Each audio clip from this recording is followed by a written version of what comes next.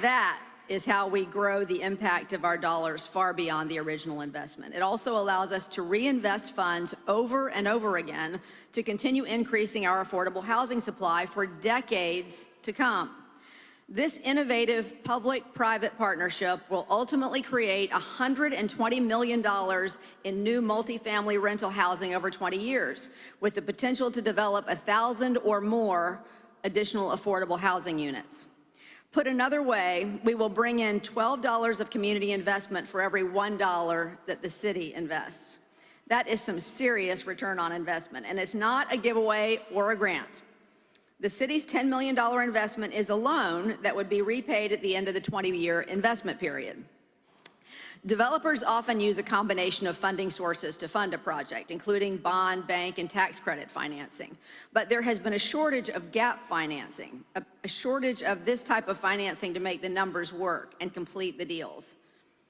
What we are doing is making a public-private community funding source available to fill that gap. It will allow developers to unlock underutilized 4% tax credit financing from the state and move forward with their affordable housing projects that would otherwise remain stalled. One of the exciting parts about this moment is Jacksonville's opportunity to lead the way on innovative affordable housing solutions. We will be the first city in Florida to implement a community-specific fund that creates a local source of gap financing and can allow these proposed projects to proceed. This is one of those situations, like with so many other things, the solution seems like it should be simple, but it's just often been overlooked or underutilized. So this is a very elegant solution that will create a lot of affordable housing for us. We have identified Self-Help Ventures Fund to administer it for us, just like they have successfully done in many other communities. I want to take this moment to thank our partners at the Jesse Ball DuPont Fund and the Community Foundation for Northeast Florida for their commitment to investing in this fund and for the work they have done to make it possible.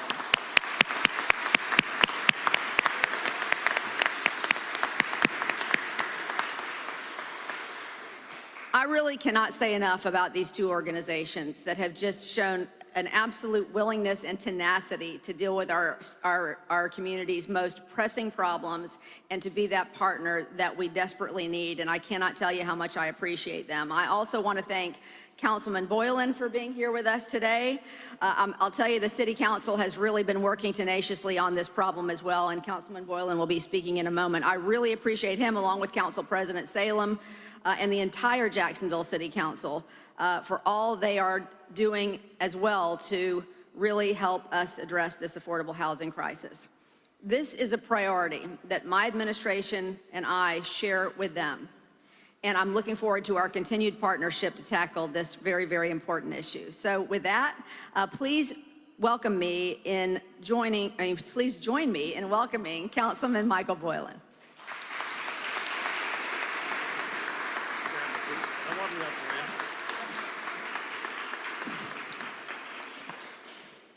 Please forgive me, I'm height challenged. Thank you, Mayor Deegan. I really appreciate the opportunity to be here today. It's great to see a plan become a reality, a vision come to life. You know, right on the heels of COVID and even before, we heard time and time again, the Alice Report and others, about the challenge our community was facing in terms of keeping a roof over their heads and how much they're using their income in order to do so.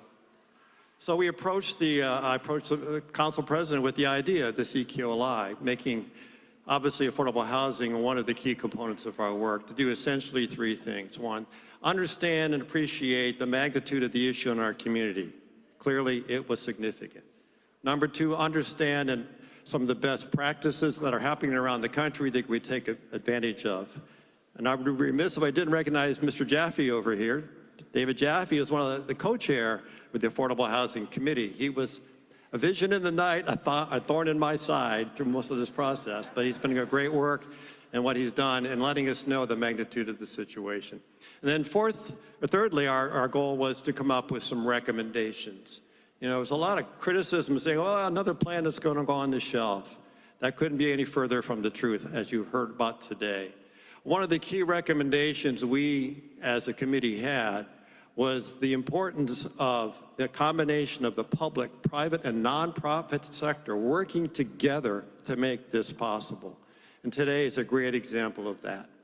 City government needs to take the lead. We are doing that. Just last evening, City Council approved over nearly $60 million in tax-exempt bonds for the JHFA for us to build 3 more housing communities. As the mayor said, inventory is the greatest challenge we need to face, and we need to do as quickly and as fast as we can to build homes people are going to feel comfortable about living in and proud to be a part of, have ownership in or live in. So I really appreciate the opportunity today. I look forward to hearing more about what's happening next. And I thank you all for the opportunity and the willingness to allow us to be a part of this solution. Thank you. I'm going to introduce Housing Director Josh Hicks. Josh?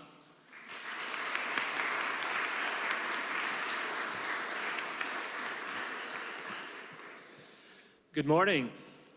Today's another amazing day to build more affordable, attainable housing in Jacksonville. Am I right?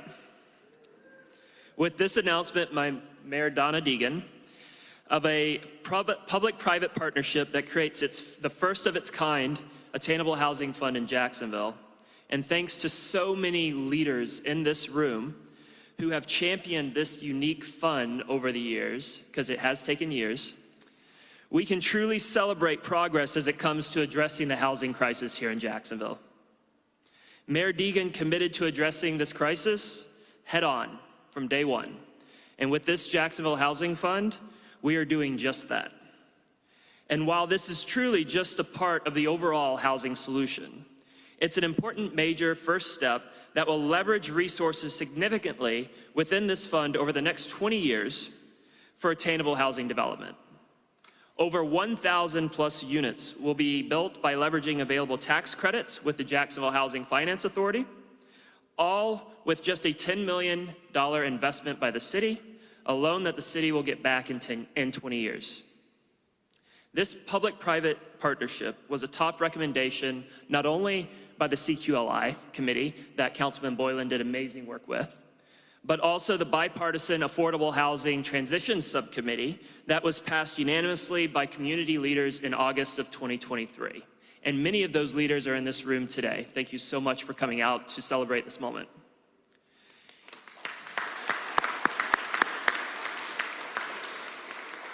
And you know it was passed for good reason. Local funding is truly needed to address the housing crisis in any meaningful way here in Jacksonville. And this administration is making it happen. We are seeing real momentum in addressing the housing crisis across our community, and it's only going to get better. It's about addressing the short-term needs of the community facing this crisis through rental and utility assistance, eviction diversion and prevention, down payment assistance, and a roof replacement program, while also keeping our eyes focused on the long-term need to develop the housing, which this new creative first-of-its-kind fund will allow us to do. We are walking and chewing gum at the same time, and we are getting it done. I hope the City Council will quickly approve this funding so that we can go ahead and start using this new fund to get started developing new affordable housing across our community. And I look forward to working with the Self-Help Credit Union, as well as the Jacksonville Housing Finance Authority, to identify some of the projects under the fund that will create the needed housing inventory as we move forward over the years. We are finally building affordable housing. We are finally building the affordable housing supply to meet our housing demand that our community has been demanding. And we are just getting started in addressing the housing crisis for the betterment of our community. This is a great day. I hope we can all celebrate it, but realize that the work is just beginning, and we have a long way to go to meet the housing demands that our community expects. But this is a great, great day for Jacksonville. And with that, I'd like to introduce Mari, the president of the Jesse Ball DuPont Fund, who's going to say a few words. She's an amazing partner in this, and we're looking forward to working with you.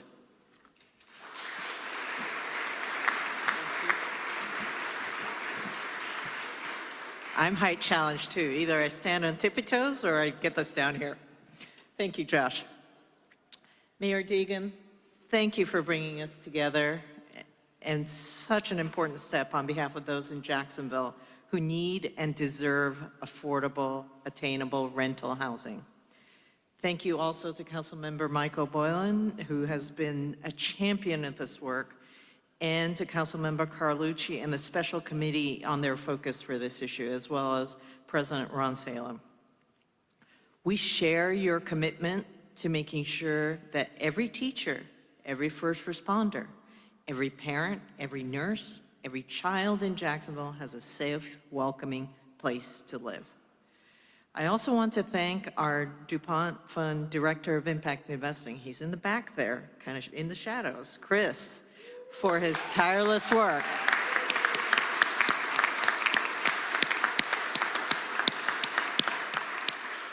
He's the one who has shepherded this process for the last 5 years. As Josh said, it's been many years in the making. And he has helped to lead the charge on bringing together this coalition of support for finding affordable housing solutions that work specifically for our community. At the Jesse Ball DuPont Fund, we're committed to bringing our resources to the table to find creative, evidence-based solutions to our community's challenges. We have worked alongside researchers, housing experts, and community leaders for years to identify the best solutions for Jacksonville's affordable housing challenges. Ultimately, we can't solve this challenge without making bold moves to increase the supply of affordable housing. And this commitment is one such move. Through our Jacksonville market value analysis, we know that gap financing for developers is a critical intervention to unlock the supply side of the rental housing ecosystem. And we know from our work with our partners at Self-Help Ventures Fund that the loan fund that this proposed $10 million will jumpstart is the best of the best. We are maximizing the positive impact that the public, private, and independent sectors can have when working together. We're grateful that the local self-help team is here to help us celebrate this.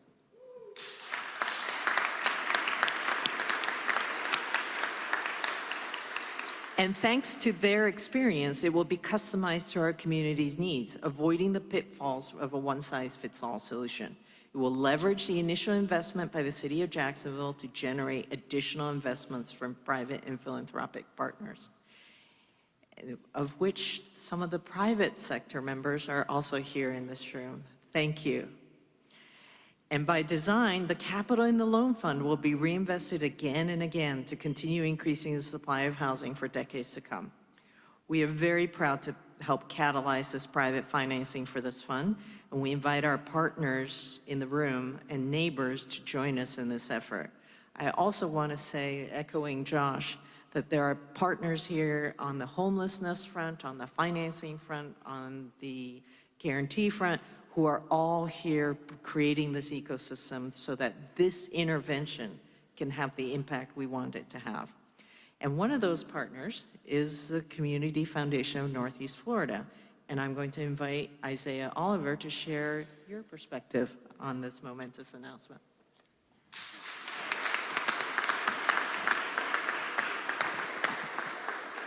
Thank you, Mari. The Community Foundation appreciates working in partnership with the Jesse Ball DuPont Fund to bring this affordable housing fund to Jacksonville. Together, we have studied the success of this type of fund across communities and across cities, and we look forward to the launch right here in Duval County.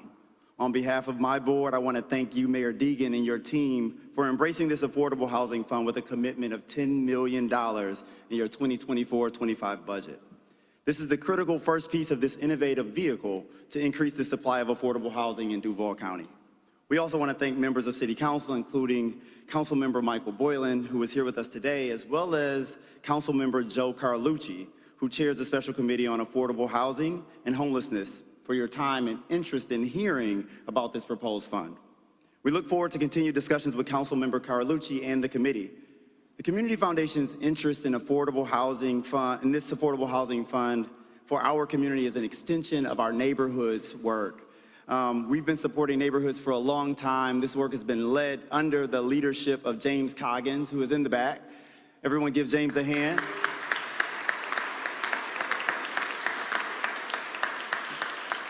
James is our Senior Director of Grant Making and Impact Investing. We've also done this work for 60 years, and we have a 60-year history of identifying research-based, innovative strategies for donors to invest for maximum impact. This Affordable Housing Fund is an innovative and scalable tool to be added to our community's toolbox, and a great example of partnership and problem solving at the local level. We are proud as a member of the philanthropic sector to join with our private and public partners to do more together in addressing affordable housing in our community. And what's exciting about the Affordable Housing Fund and other impact investing options that we will offer is that it expands the reach of partner investments beyond just grant making. It's not just a grant, it's a loan fund, which means the capital can be recycled again and again. So thank you again for being here today, and we look forward to working collectively to lift up this Affordable Housing Fund in Duval County. Now I'll turn this back over to Mayor Deegan.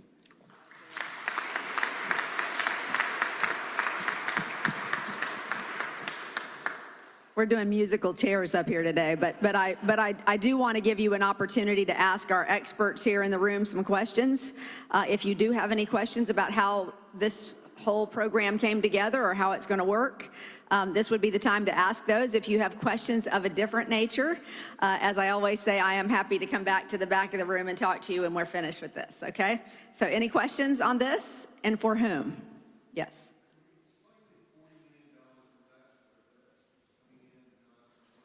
Who wants to talk about that? Josh?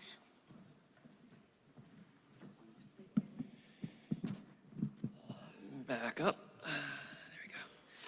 Can you hear me? Yep, cool. So the $10 million commitment by the city, as the mayor said, will be in the 2024-2025 budget.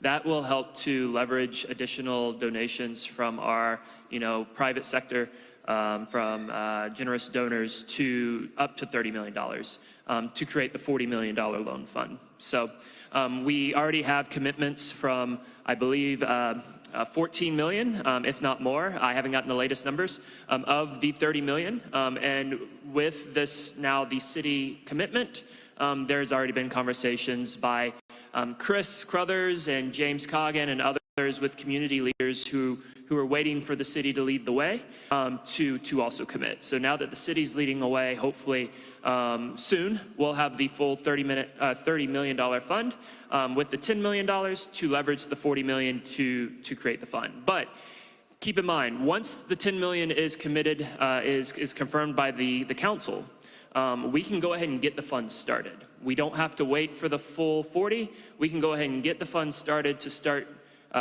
getting additional tax credits available into this market to approve development projects to move those forward. So, but we should here in the next month or two have the full 40, and it's just up from there. And I'll also say it doesn't limit us at the 40. If there are more than $30 million in private, donations that want to commit to this fund, the more the merrier. We'll be able to build more. We'll be able to construct more housing and help the community in a greater way.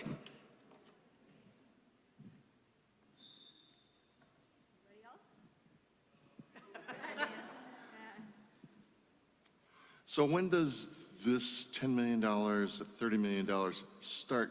Actually, we see building, we see something happening with this. What's the timeline on that?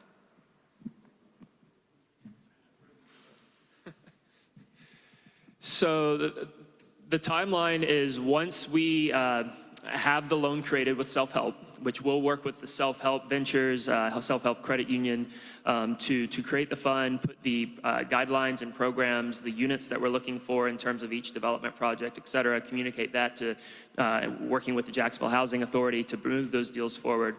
We start identifying projects. Because of this announcement today, I'm going to be able to freely talk to developers who come to my office and say, hey, we have this fund available. Let's talk with Barney, with Jacksonville Housing Finance Authority, and see what deal we can work out. So my hope is once this fund is launched, we'll be able to move pretty quickly within a month or two of starting to approve a development or two later this year, early in 2025, to start using these resources to our advantage. But we have to get the sign off from the council first on the $10 million from the city. We have to have the public or the private investment. Once the fund's created, then it should move pretty quickly in terms of identifying the projects, at least some of them, because we're going to have those conversations over the next few months.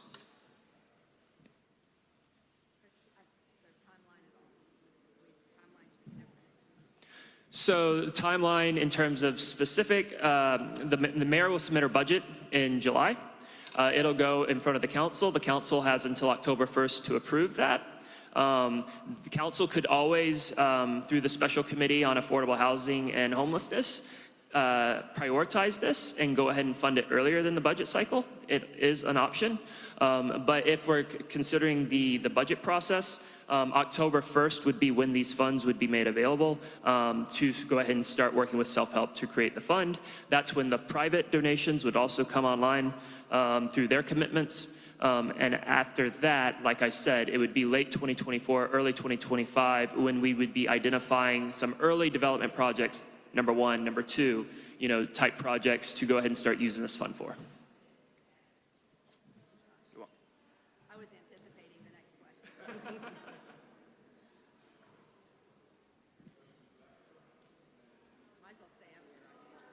Thank you. Will these funds be available strictly for new construction or also for rehab projects? Both.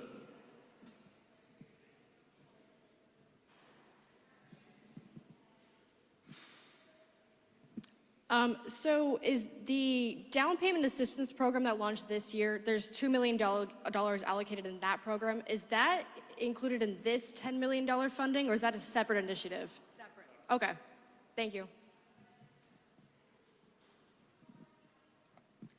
Since this has been in the works for so long, what's different now to make this fund possible? Yeah. Well, look, I think it's just a priority. That's all I can say, is we have seen since COVID, certainly we have seen this issue accelerate to the top of the list of concerns for our community. We hear about it every day. We know what a big deterrent it is to the success of many members of our community, and so we just moved it to the top of the priority list. That's really what it comes down to. It's been out there, but I think we have seen in stark relief what has happened after COVID with affordable housing, so now is the time to get it done.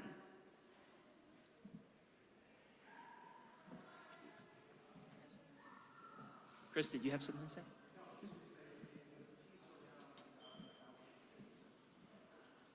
Yeah, I said that, yeah.